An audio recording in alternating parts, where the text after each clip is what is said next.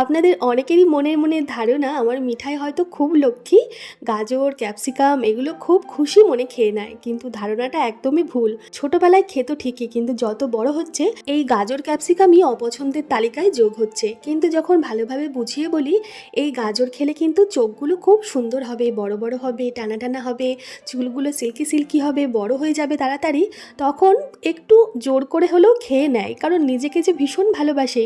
আর আমিও সবসময় চেষ্টা করি ওর অপছন্দের ইনগ্রিডিয়েন্ট যেমন থাকবে টিফিনে, তেমন পছন্দেরও কিছু জিনিস যেন থাকে।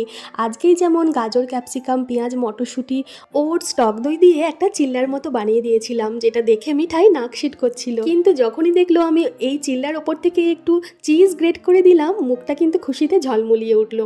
তো আমি সেই ওটসের পিৎজায় 4 টুকরো দিলাম, সাথে একটা লাড্ডু দিলাম, আর দিয়ে দিলাম আঙুর। রেসিপি ডিটেলসে পরের ভিডিওতে নিয়ে আসছি, কেমন লাগলো জানাবেন।